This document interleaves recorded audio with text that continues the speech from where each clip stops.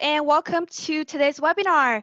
Thank you so much for taking time out and being here today. And I want to introduce myself. My name is Ayong. I am the Marketing and Educational Seminar Coordinator here at Neobiotech. And hello and welcome again. Today's agenda it's very simple. I will introduce our topic and the presenter, and I will go over some communication tools and as well as upcoming webinars.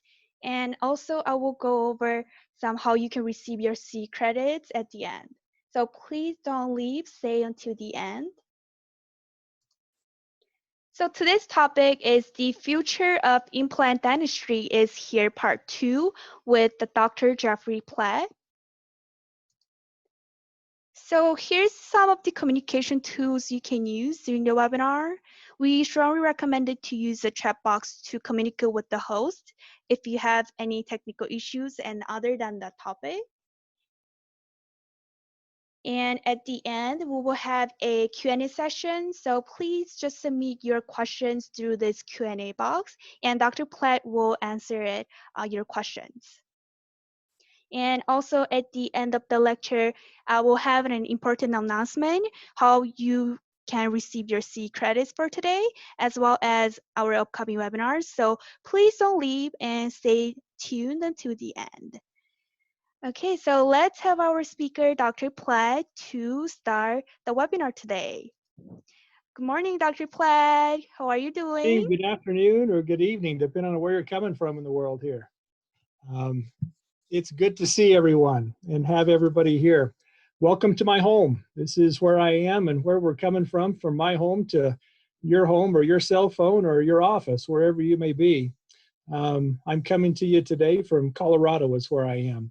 And so welcome, and we're glad to have you here.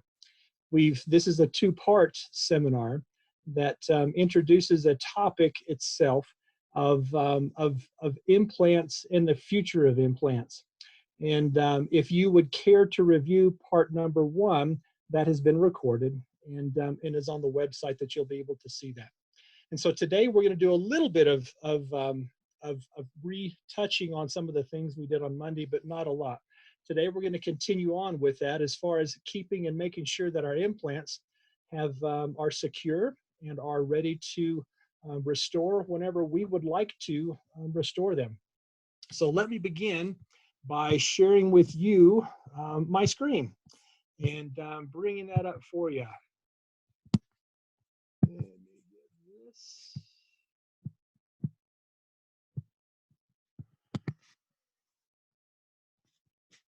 Good.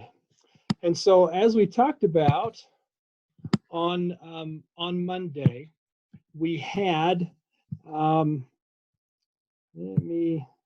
there we go. We'll continue that on. Let me just, young as I brought up the Q&A section, it stopped my graphics. So I don't have my Q&A section up, just so you know. And so if you need to, if there's a question that comes up, young, please just just open up the mic and ask the question if you would, please. And so we talked Monday about the fixation design and the osteotomy site itself. We talked about how important that osteotomy actually is in making sure that we have the fit of the implant with the fit of the osteotomy site to be very intimate, passive and active in certain areas. And so today we're going to go into more depth about the implant design and then also surface design of implants. And then we're going to give you a sure way knowledge of being able to feel confident and comfortable that you know that your implant is ready to restore and when it is. And so we'll talk about that today. And so let's get started. So on a traditional or conventional implant that is placed, which is on the left-hand side of your screen, if there is a vector of force that is applied here to this implant, the forces that are placed upon the implant threads are in this direction or in this position itself. And so as we place that vector of force that's on that implant, the following illustration on the right will show what happens to the implant. Now, as we reviewed on Monday, Dr. Brannemark said that one of the things that is important about not having an implant fail is to minimize or to stop any micro motion. And so thread design of an implant actually is vital to make sure that we are not allowing any micro motion. In a traditional thread like this one will allow micro motion to happen of the implant when any type of a lateral force is being placed on that. Now, maybe in your hometown, when you tell patients not to chew on an implant, maybe they actually listen. My patients don't as much, and so they will chew and everything on them, and so they are applying a lateral force and a vector of that, which creates a micro motion on a standard type of an implant thread design. If we look at a different type of thread design, this is a Neobiotech implant that is here, the thread designs of that. If you look at the pitch values right here, the pitch of this is what creates the stability of the bone that's there. And so if we apply the same vector of force to this particular implant from the side, you can see that the area where the implant, or the area where the bone is stabilizing and securing this implant, is actually more than what we had previously. And so to the image on the right, as we put our pressure, into this area, let's see what happens with the implant itself.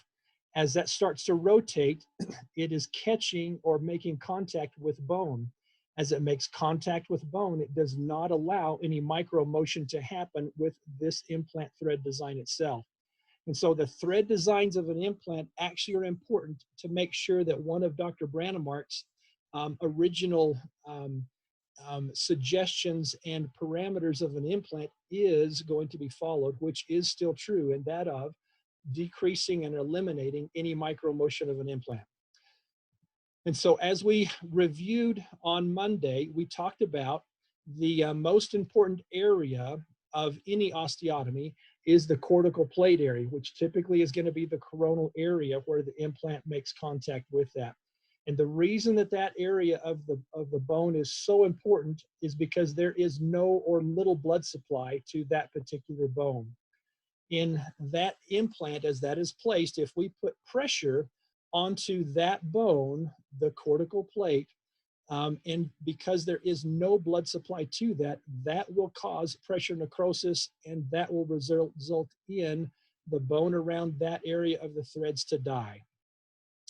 And so as we look at implant shape and size, we've gone through ultimate number of implant designs themselves, from a straight body to tapered bodies to excessively wide thread design.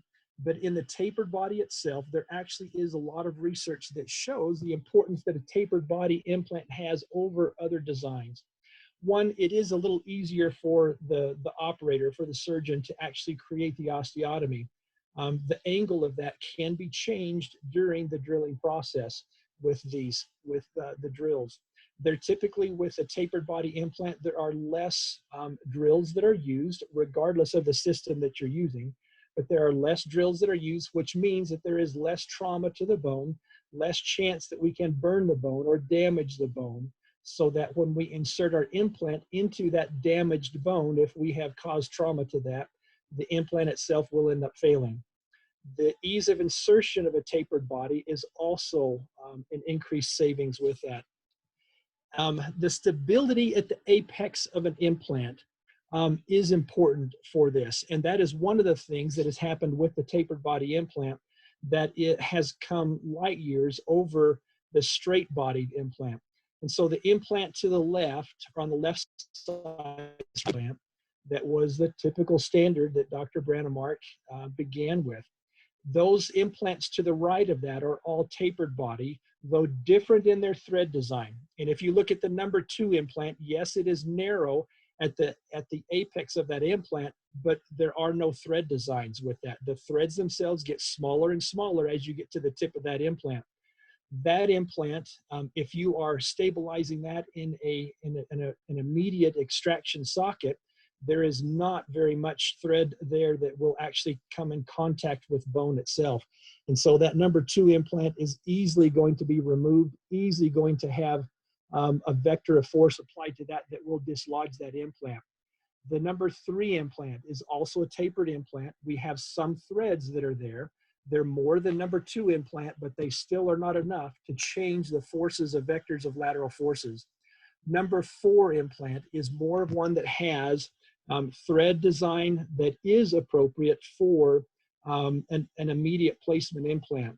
And having the thread design and the pitch or angle of those threads is vital, so that all the way down from the apex of that implant clear to the coronal portion of the implant, there is good bone contact that is even and consistent throughout. The last implant, number 5 implant there, as you look at that one does have a better thread design that's there. It has a better pitch that's also present that's there. The thread design is a little bit larger than needed. And so in that particular implant, if that implant is not pre-tapped before placing that, the flat areas of the threads on that particular implant will cause more pressure, particularly to the cortical plate area, than should be necessary. So that one is an okay implant, but you have to be cautious of how much cortical plate that you're placing and where the cortical plate is with that particular implant. And so another, as you look at the tapered body itself, it can be safer from the standpoint of the narrowing area that sometimes will happen, as illustrated on the first and third slide. Meaning that as you get close to the apex of the implant, there typically and sometimes can be a little area that narrows from buccal to lingual. In that area where it narrows, with a tapered implant, there's less likelihood of a fenestration that's happening with that. Also with roots in the middle slide, with roots that come together and converge together with a tapered body implant, there's less of a chance of running into or coming in contact with those roots in that apex of the tooth area. Some of the, excuse me, let me go back, I apologize.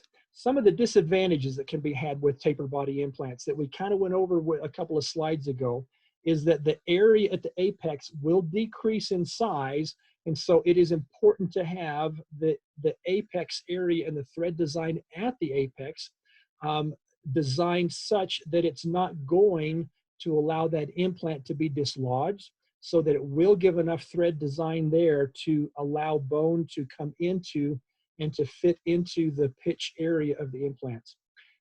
If the thread design of the implant is not appropriate, then yes, those bottom 2 areas of an implant pulling out and a spinner happening can oftentimes happen.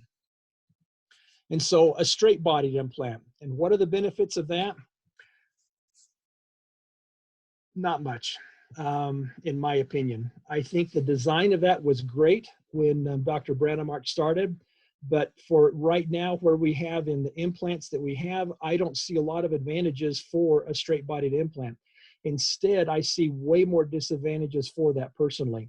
And if you look at the diagram over here, you see this is the area where we have excessive force that's being applied to this implant. The excessive force as this implant is placed into the osteotomy is happening at the cortical plate area. That excessive force that's being placed there is called pressure necrosis. Pressure necrosis will lead to bone dying, and if bone dies, then there's a chance that our implant will also be dislodged, or that we will have a prolonged healing time to allow that dead bone to actually regrow. And so in looking at placing an implant and then also placing a crown anytime you would like to, making sure that we are fitting passively in that area where the straight implant makes contact is vital. And so a straight implant is one that is going to have less success with having an anytime loading process to happen. Studies themselves show that tapered implants are better when it comes to that coronal area of the implant in having less dieback, particularly if we are doing a pre-tapped drill that is tapping the thread design into that cortical plate area of the bone. And that's what we talked about on Monday. And also in placing our implants and placing a tapered implant, there is a better chance of success meaning that we're not having as much bone resorption, we're not having as much bone dieback, we're not having as much pressure necrosis on a tapered implant, particularly in that cortical plate area, than we are with a straight implant itself. Now, what do? We've talked about a few things. And so Monday, we talked about that this particular illustration shows us that from about week 1.5 to about week 8, there is a weakened point in time when our implant can be dislodged if we apply too much pressure to that, or if we load our implant during that time. We've talked about ways that we can change that. And so one way is that we get the osteotomy site prepared ideally to receive the implant. 2, we just talked about having the implant design itself. And so from the old bone standpoint, having the proper implant design will change our primary bone stability, or the green line itself. And also this, or the pink line, it will change. And so as we change the design of the implant, the bone stability itself of the existing or natural bone that's there, by just changing the design of the threads, will give us better primary stability with our implant. As we look at placing and changing our surface of the implant, then we can change the secondary stability. And so just by making those 2 changes alone, we can change the stability factor of the implant. And rather than having the low area or apex of our weakened area of bone loss and bone growth, just by changing thread design and by changing surface area, we're increasing the stability of our implant up to here. And so that is a significant increase in just changing those 2 things to a tapered implant that has a proper or appropriate thread design. And also we'll talk in a moment just about the surface of the implant and changing that. And so by doing just those 2 things, that will stabilize our implant more. If we add to that the proper osteotomy, that's where we will end up having a better and even no stability dip that happens. And so in order to have a 0 stability dip or a slight or minimal stability dip here, that is combining all 3 things together. It's combining the osteotomy site that is prepared ideally to receive the implant, where there is active pressure where active pressure should be in medullary bone. There is passive pressure on cortical plate or bone that does not have a blood supply. We have a thread design and a tapered body that's adequate for placement into that site. And then also the third key is having the right surface on the implant itself. And so let's begin the process of looking at that surface design. What is the correct surface design for an implant to have? Let's review just for a moment this slide. We talked about this on Monday to show the proper osteotomy itself for bone that would be there. And so in the preparation of our osteotomy site, it is prepared with traditional drills that are going to fit the proper shape and size of the implant. The implant process itself is placed in to this area of the bone, and then a tapping drill, which is what you're seeing now, is put in place in order to create threads in the area of the cortical plate. That's the area where we want passive pressure. We want contact with the implant and bone, but we want it to fit passively. We do not want to have pressure necrosis happening there.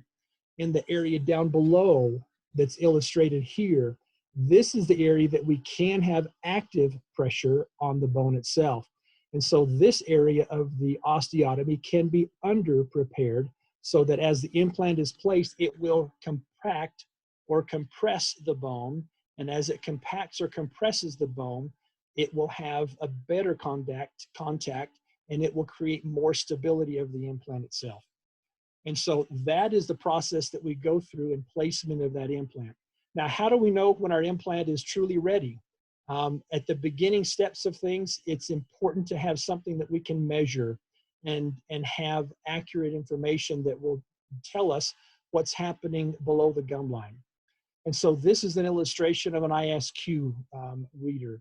And taking ISQ readings with this particular instrument helps us know both at surgery, 2 weeks after surgery, when the stitches are being removed, what the stability of the implant is.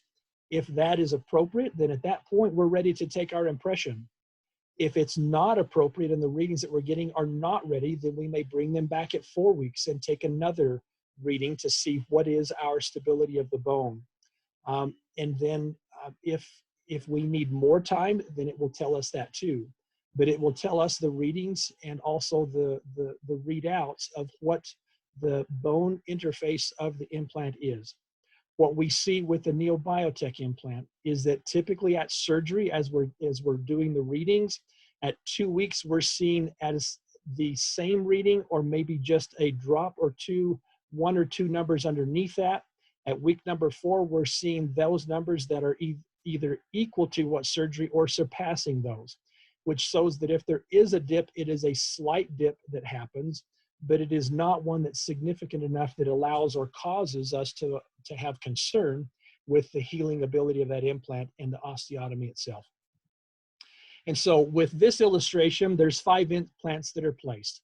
The implants, the 3 implants at the right, you can see at surgery, these are the ISQ readings that are placed there. The 2 implants on the left, here's the ISQ values for that one. At 2 weeks, when sutures were removed, the values of the 3 on the left were taken, or sorry, the 3 on the right were taken, and then also the values of the 3 on the left. You can see that there is a little bit of a change, a little bit of a dip right there that I mentioned that may happen.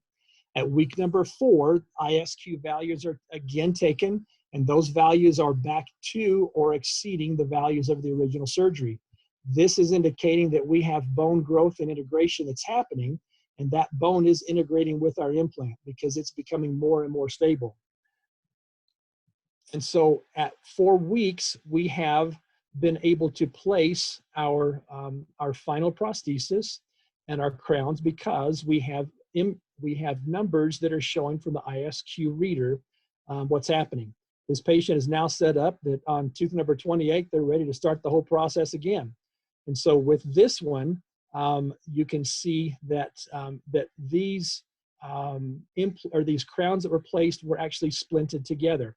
I will talk more about when do you splint and when do you not in a little bit.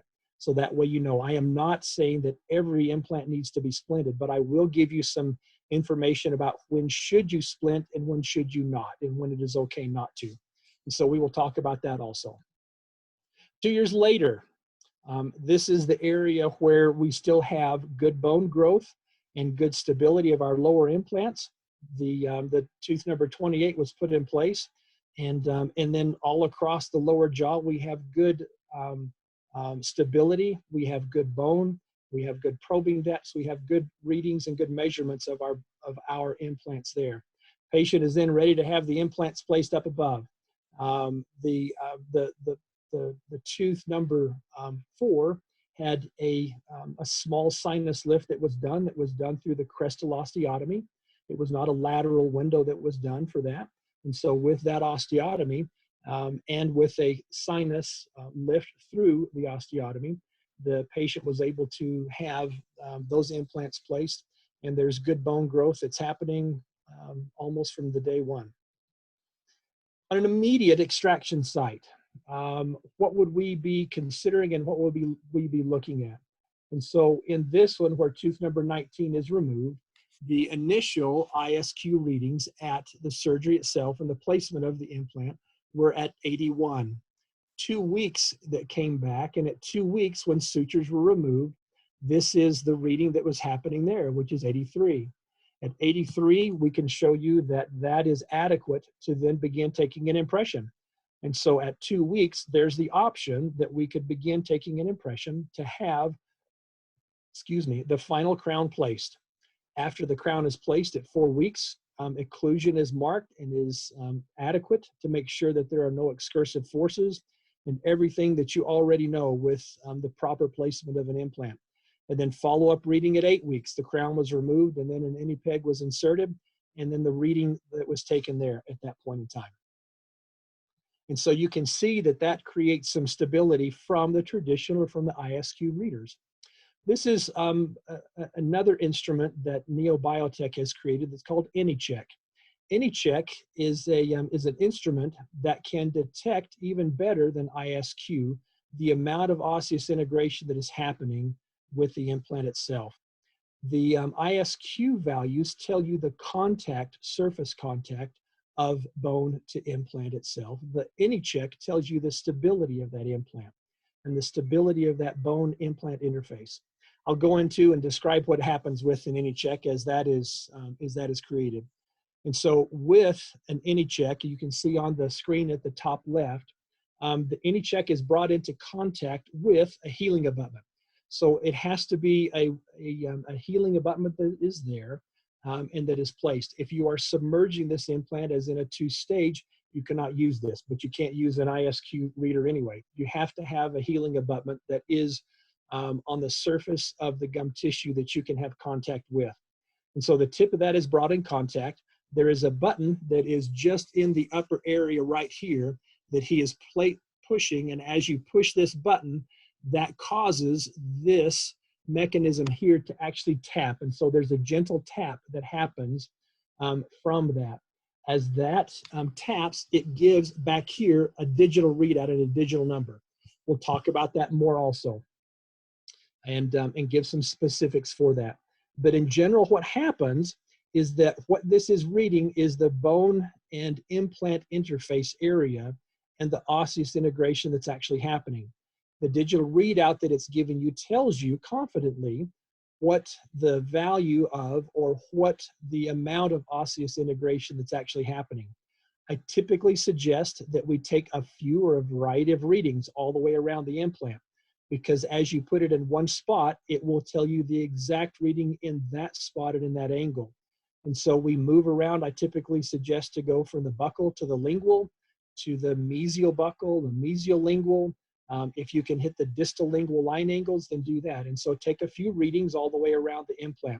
As you take a few readings all the way around the implant, that will give you an average of what that implant is and tell you the average health of all of the surfaces of that implant. And so this is a quick and easy way of checking. It does not only work with Neobiotech implants, it works with all implant systems themselves that you can place a healing abutment on. And typically you want to have about a 4 millimeter height on average healing abutment that's existing. If there is a healing abutment that's a little smaller or a little shorter, or a little taller, it will vary the numbers just slightly, but not enough that it's going to throw you off completely. But having a reading and the ability for this to read and to check the value of your implant, in my opinion, has changed the way that I look at implants to know, is this implant ready to have a crown placed on that? And so as I get patients back at the 2-week interval when we're taking sutures out, we're taking an AnyCheck reading. And at that point in time, if the patient is ready to have the crown impression done, then and the readings are correct, then we're ready to take an impression at that point. If the patient is wanting to wait a little bit, then it gives us the chance to say, all right, we can wait. When would you like to schedule that? And at that point, the patient can say, well, I'd like to do it next week. I have to get to work here quickly. But that way the patient and I can choose, when do we want to restore this implant? And I can tell the patient confidently that it's now ready to restore. And so an example or an illustration of this is this. So the contact is made directly with the healing abutment. You don't need excessive force. You need gentle pressure that's there to make sure that there's a positive pressure. And then through the tip of this is where there will be a little tapping mechanism that will come.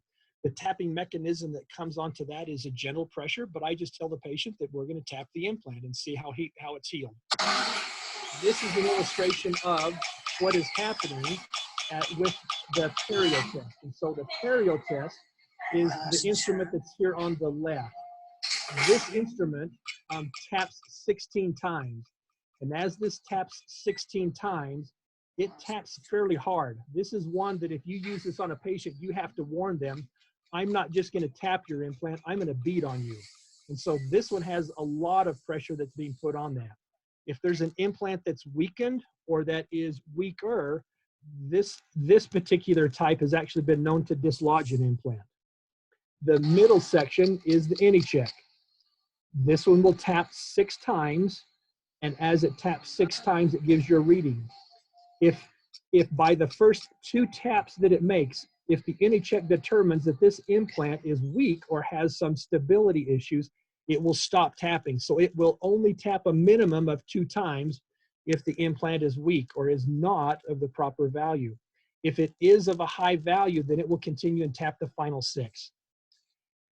And then on the right is an ISQ reading. And so the first thing that needs to happen is you have to take out the healing abutment. Once the healing abutment is taken out, then you have to have a specific AnyPeg that is created for every individual implant system itself. That AnyPeg is good for just a handful of uses, maybe up to 20. And then at that point, that AnyPeg will start to decrease its correct reading, and you have to throw it away and get another one. And so part of my problem with the ISQ readers is that you're stuck in buying a lot of ISQ AnyPegs in order to read those and to have them accurate. And so for the AnyCheck, again, that works on any implant system, and you don't have to replace or buy new AnyPegs for that. You don't have to have a specific healing abutment for that. The existing healing abutment that works for that implant or that implant system is adequate and is appropriate to use the AnyCheck on. A couple of things that have to happen with the AnyCheck: it needs to be parallel to the floor. And the reason for that is that as this cylinder is taken and it begins tapping, it wants to have a neutral area with gravity so that there's not any additional gravity that's applied or lack of it. And so sometimes you'll have to sit the patient up. Sometimes you won't, but making sure that it is parallel to the floor. If it's not parallel, it will tell you that it's not parallel, and it will say you need to change the angle, and it will not tap on an implant if it's not correct. It also gives you, like I said, the digital readout here. Now this shows the existing digital readout that it just created plus the previous readout and the last time that it did. The range that is created with this is from 30 to 85. In the 30 to 59 area, the numbers, rather than being green, are going to show up as red. That tells you that this implant is not ready to proceed forward, or that tells you that this implant is actually failing.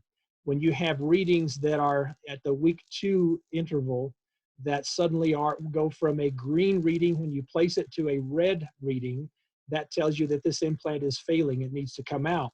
And so rather than saying, well, let's just wait a little bit and see what happens, if we have a red reading, the next thing I say to a patient is this implant is not going to integrate. We need to take it out and start over again. That means we either remove that implant and place a new implant, and or we might remove that implant and rebone graft. There are options there. That's more than what we need to go into at this point in time. The next color that you will show is a yellow color. The yellow color will give a value between 60 and 64. That means be cautious. It means it's either healing or it's potentially failing. And so the yellow area says it's not quite yet ready to have the crown placed. The green section will be from 65 to 85. That says, yes, I'm ready to have the crown placed. Now, when do you know that it's time to place an individual crown versus splinting implants together? With this, the number is 70 is the key number. And so 70 to 65, we would want to splint. 70 to 85 is appropriate to use as an individual crown rather than splinting. And so if you come at week 2 and you have a 69 reading and you want to not splint your implants together, you might say, let me bring you back in 2 more weeks and let's do another reading. You come back in 2 weeks and you look at that and, okay, now I'm at a 70 or a 71. At that point, you can say, now we're ready to take an impression for our implant. And then at the 2-week delivery or 3-week delivery, you take another AnyCheck to make sure that that number is still adequate and is still progressing higher. And so these are the numbers that you're going to want to look at to make sure that your readings are good and are of an appropriate reading for that.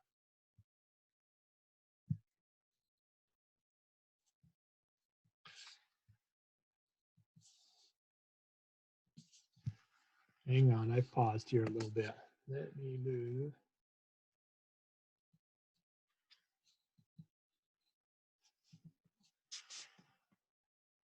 Let me just for a minute stop sharing. I'm going to come back and then unfreeze it. Sorry about that. All right, now let me come back. For whatever reason, it decided I'm wanting my time and a break time. So let's come back. All right, there we go. And so in this one, this is a patient that has a number of things happening, but we're going to focus right down here on this lower left area, tooth number 19, that is failing. That one has a fracture in the root.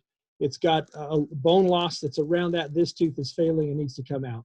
And so intraorally, you can see that this is the expression of that. We're going to consider placing an implant in the 19 area as an immediate, number 20, and then also number 18 area is where we're looking at placing implants. And so this is immediately following the implant or the extraction and debridement and cleaning up of the socket. And we can go into that in another time. And there's another dentist that will be doing this along with Neobiotech to talk about GBR. That will be an upcoming course that's coming.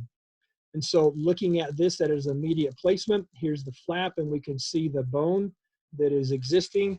We have in this area, we have adequate bone in interproximal to look at and to consider placing here. As I place immediates, I'm wanting to place right in between in this interproximal or interdental bone, and this interradicular area here is the ideal site to be looking at and placing an implant for that. If we move it too far to the mesial, which it technically would need to come a little bit closer, but we're going to run into this particular socket. So it's going to need to be placed centered directly here in the in that interradicular bone. There's adequate bone in number 18 as well as in number 20 spot to place implants there. So the osteotomies are performed, and we have our osteotomy that's created. There, we've gone through all of the steps that we did on Monday and talked about for the preparation of this implant area. We've created our thread design through the taps that are there, and then the implant is now ready to be placed. The implant is placed in appropriate, and this is back in the middle 2000s or early 2000s where they were still using some external hexes. I don't use external hexes anymore. I use an internal hex, but this is just dating this illustration that we can show you that. And so this implant was placed, and then bone graft was placed in, membrane was placed accordingly, and then primary closure was done. An AnyCheck reading was created at this point in time, and then 2 weeks interval, the patient was brought back. This is the surgery post-op placement of the implants themselves. And then at 2 weeks for suture removal, an AnyCheck reading was taken also. This is just after the sutures have been removed. And with the AnyCheck readings, it's determined that this is appropriate and it's time to actually take an impression. So the AnyCheck readings will tell us and help us to know, yes, this is time. In considering this, the AnyCheck readings showed that for tooth number 19, that was above 60 but below 70. And so that said to consider using a splinting of this particular prosthesis. And so the patient was fine with that, and that was appropriate to do. And so the impression was taken for that. If we wanted to do 3 individual implants here, we would simply say, let's have you back in 2 more weeks, and let's take another AnyCheck reading to look at this and see if the numbers on tooth number 19 actually begin to increase, and if those will come up above 70. Once they're above 70, then this would be a great opportunity to do 3 individual crowns versus the splinted ones. And so we've got the delivery appointment here where we're ready to place the prosthesis. The abutments are placed in and appropriate x-rays are taken. And then the final restoration is placed. The part of the beauty of this is that it enables us to have good contact with gum tissue. And as the gums are healing, then those gums will grow to fit into the spaces where the voids are, or the area where the gum tissue is making contact with the prosthesis itself. And so 3 weeks from the actual surgery, the patient is leaving with the final restoration. Now on this, we're not telling them, don't eat over here, don't pretend that that you can use it. we're telling them at this point, we want you to be careful because of the gum tissue. The bone is saying it's ready and it's okay, but it's gum tissue is what we're concerned about at this point of getting food trapped around and underneath that area. And so that's the main concern at this point, is making sure that the gums do not have any food particles that get trapped underneath them that would cause an irritation or potentially an infection of the gums. The final delivery of the prosthesis, an X-ray that's there, and then a follow-up of this 9 years later. That final 9 years later X-ray shows that that we have good success in that particular area, that things have healed well, that bone is good, and that we're at this point ready to proceed on to another area and taking care of that before we come to another one. So differences between mandible and maxilla as far as loading time. There is and can be from studies that showed right here in the 1 to 2 week interval, there may be a little slight change that may happen in that particular area, but it is not an area that's statistically significant for that. The area, because of the averages that showed up everywhere else. And so throughout the mouth, from a 1 to an 8 week loading time, the actual studies and results showed that there was good process that happened and good results that happened with this implants and with these success of those. You might ask, well, what about a long implant or a short implant? Is there a difference between those? This study showed that there is no virtual difference between a short implant or a long implant in placing that and in the stability and the success rate of that long or that short implant that's placed there. And so as we continue to move into our next phase of things, which is our surface area, and how do we change this, the healing area and the healing of the bone to the surface of the implant, let's talk briefly just about surface design. The current method of implants that are being created now have the SLA active or SLA treatment that's on them. The SLA is the sandblasted, large grit, and acid etched surface of the implant. This is the surface that the majority of implants already have and are already using. And this is what is changing part of that bone growth and stability curve is the SLA implant, or SLA surface, I'm sorry. That SLA surface is what is creating a scenario where this bone is growing better and doing better from the standpoint of the process of healing and that healability with that. And so that changes if we just use an SLA surface on a straight implant or anything else. Just by using the SLA surface, that will change our stability dip as is indicated right there. And we'll improve it and make it better. But that's just one of my 3 suggestions to make so that we can load an implant anytime. The previous surface that used to be used was a resorbable blast media that was used to create the surface of the implant. This one created an okay surface area, but it was not anything like the surface area of the SLA implant. The SLA implant has a better ability to incorporate bone and increase the surface area of the implant and bone interface on a microscopic level.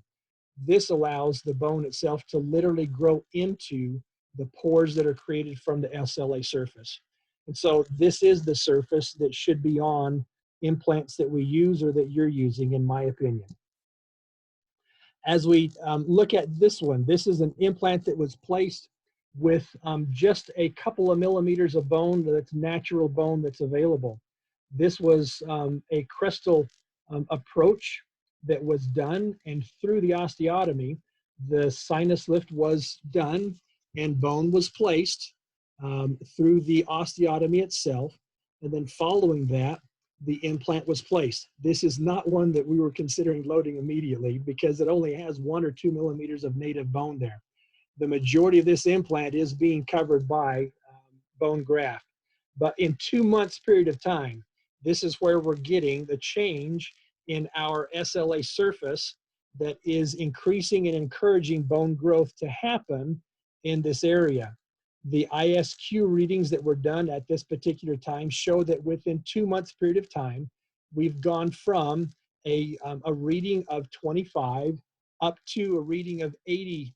And so we have good bone growth that is happening in this area due to the surface of the implant that's there. One other thing that is a bonus of this whole process, meaning these 3 steps that happen, is that studies show that actually in doing and combining these 3 steps together of proper osteotomy creation, proper thread design and implant design itself, proper surface that's on that we're starting to notice an overgrowth of bone rather than a bone loss that's happening. And so one of the things that you will begin seeing in the future is that implants will begin to be labeled as bone growing implants rather than bone losing implants themselves. And so this is some of the newer things that are coming as we're starting to see the combination of these 3 modalities in order to put together to have an implant placed. And so this concludes my lecture portion of that. Let's stop sharing my screen, and we will go to any questions or answers or questions that you might have.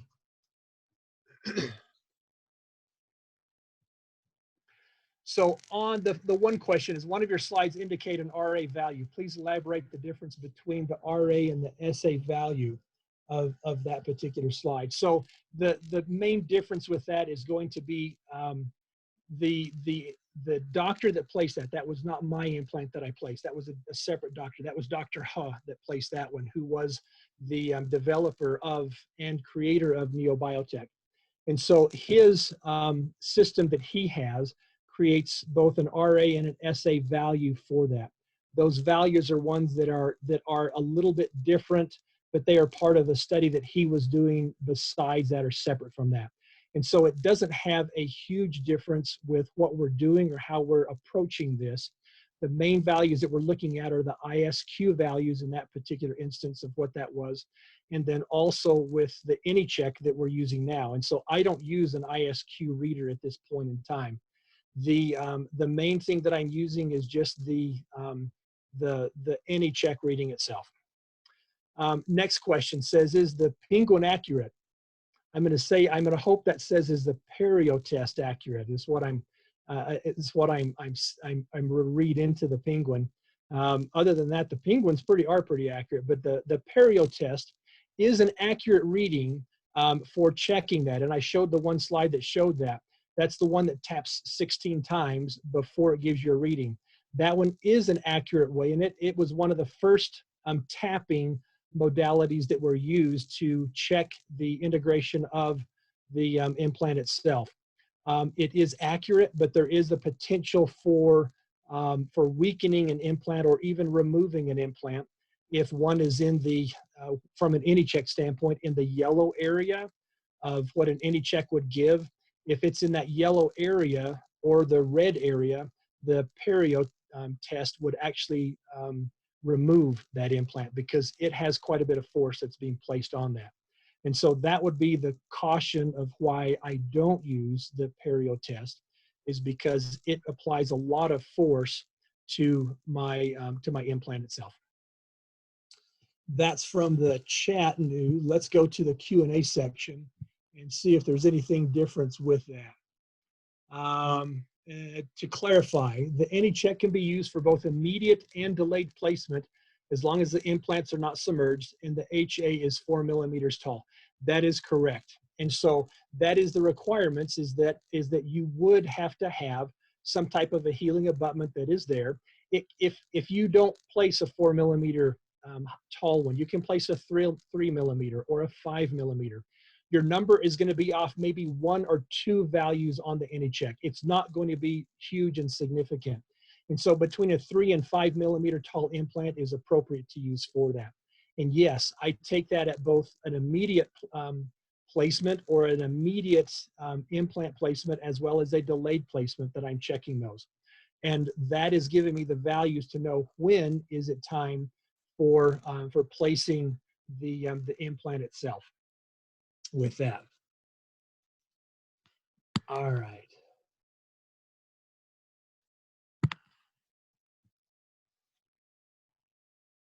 Are there any other questions that we have or any other comments that you would care to make for us? Let me check the chat questions again and see if there's anything there. A question that comes in: what is your rationale when determining when the AnyCheck value will be appropriate when the implant is placed in conjunction with GBR? Great question. Thank you for that. And so what I'm doing with the AnyCheck at GBR or at an immediate placement of that is that is telling me what the area of contact with the implant is. And so if I'm placing a bone graft around my immediate implant that I'm placing, I'm not paying a lot of attention to the bone graft. The bone graft is not going to give me an increase in value at all.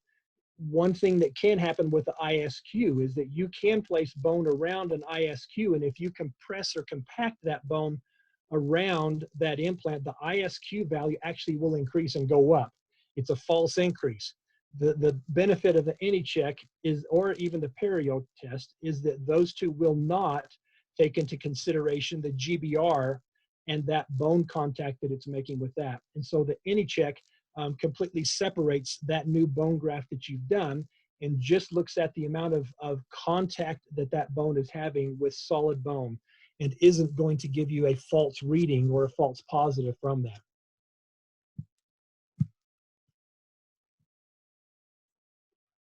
Let's see, one of the questions that comes in: do you place a healing abutment over a covering screw normally right after an implant placement? And so what I would do is if I am placing an immediate implant and I am having a larger bone graft, that as I do an AnyCheck reading on that, if my AnyCheck reading is below 65, I'm going to submerge that implant, and I'm going to do that as a 2-stage. If as I place that implant, if the number itself that I get from the AnyCheck is 65 or greater, I'm going to place a healing abutment with that and not a cover screw. And so that's my indication that I use, is what is my AnyCheck reading? Is it below 65 or above 65? And that's how I know what I'm ready to place with that. Another question: do you always recommend tapping the opening of the osteotomy to prevent pressure necrosis? You know, there was a point in time back a number of years ago, a couple of decades ago, that that Dr. Brannemark and the creation of Nobel, that they introduced a tap screw into their process with that. That was the reason for that. When we went away from that tap screw in that implant system, even there were other ones that had a tap drill. When we went away from that to the self-tapping implant, if you go back and look at numbers, you will see that studies show that when we went away from that tap drill to just the self-tapping implant, the success rate dropped from the 98 to 99% down to about a 91 to 92%. And so I feel that that is only related to just the removal of the tap screw and using a self-tapping implant that is creating too much pressure on that cortical plate. And so right now, I do always recommend using a tap drill with that. And there should be a tap drill that you can get for every specific implant itself. If there is not, and the company does not have a tap drill that you could use, then you can stay with the delayed process of waiting 3 months to 6 months to restore your implant. If you're ready to come to the future of that, then that's where I would invite you to visit with a Neobiotech rep about that, and to look into using a tap drill itself to create the appropriate amount of pressure where it needs to be, and not pressure necrosis, or not creating pressure necrosis. What's your protocol when you get a red reading on an AnyCheck on the different intervals, 1 month, 3 months, 6 months? And so I'm assuming that if I place the implant, if my implant and the AnyCheck reading on the initial placement of that shows up as 70 or 65 or above, which would be the yellow or green. If my reading shows up initially at the implant placement as that yellow or green section, then at that point I'm going to check back at my 2-week at my suture removal. At that point, I'm looking again to see what is the AnyCheck saying. If the AnyCheck is then starting to drop and to go down, then I'm going to start to be concerned. If, on the other hand, if at 1 month time frame, if I'm doing an AnyCheck again and now my numbers are continuing to drop, as soon as I start to get into the red value, that's when I'm having a conversation with the patient that it's time to replace that implant. What I have seen in both studies as well as other colleagues, that if there's an implant that hits that red section, if we remove that implant, we can oftentimes place a new implant there at the same time if we add a little bit of some bone particulate or bone chips into the osteotomy site, that we can then place a new implant there. If we are concerned that there may be an infective process happening, then at that point I would remove the implant and I would bone graft, membrane, and then primary closure over the top of that. And so whenever I'm hitting a red value, I'm not waiting anymore for that red value to see if it's going to turn around. And my recommendation to you would be that as soon as you start to see a red value, that the numbers on that AnyCheck are starting to tank, they're starting to go down, they're not going to return, they're not going to turn around. I have yet to have an implant that hit the red section that went back to yellow or went to green. I just have not had that yet. Instead, when I see an implant that does hit that red section, that's when I'm saying it's now time to remove the implant and it's time to start over again. Great questions. Thank you for those. Let's see, any other questions coming in? I think that's about it. Oh, one more that just came in. All right, we're sneaking them in. How well does AnyCheck correlate with Hounsfield? So yes, the Hounsfield units themselves is what it's not going to give you an exact reading with that. And so it does correlate with that in that the density of the bone is going to be appropriate with a Hounsfield, but it is not the same. So they're not equal to a Hounsfield unit. But what it does is as bone will increase in density, and which is what the Hounsfield units will measure, the AnyCheck will also correlate with that too.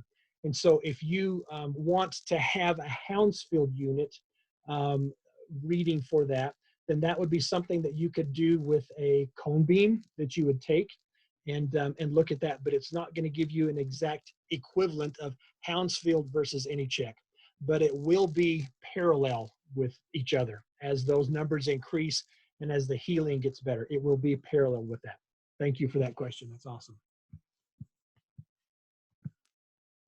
All right, Ayang, I think we're ready to go back to you. So I will let you come in and we will continue on. And you can let everybody know how to get their CE units from this and invite them to other ones for next time. Yes, great, Thank you great. guys and gals for spending an hour with me today. I appreciate it. And thanks for what you're doing, and be safe as we are beginning the process of coming back into dentistry, and make sure that you're doing the right things at the right time to protect you and to protect your patients. Thank you. And thank you, doctor, for your presentation. And now I will just jump right into the announcements.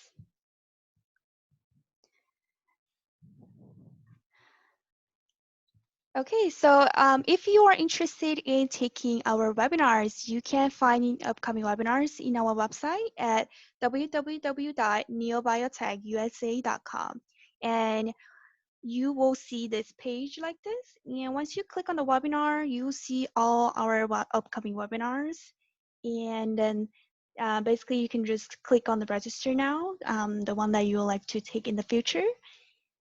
And for Dr. Platt's next webinar is about the advanced bone grafting on Thursday, May 21st at the same time from 11 to 12 p.m. Pacific Coast time. So save that day, save it in your calendar. So for CE, and thank you, I want to say thank you very much for those of you stayed until the end. So One of our sales rep will email you the link to complete the course evaluation form, and the form should look somewhere like this. And there should be more questions in the bottom. And this form should take no longer than 5 minutes to complete. It's very simple and it's very easy. So please, once you receive it, please fill it out, all the questions, and submit it as soon as possible, because you will receive your CE upon completion of this course evaluation form. Right, and I will also want to say thank you again for participating in today's webinar, and we hope to see you again next time. So please feel free to contact me if you have any further questions. And here's my email, ayong.chui@neobiotech.usa.com, and we really hope to see you again next time.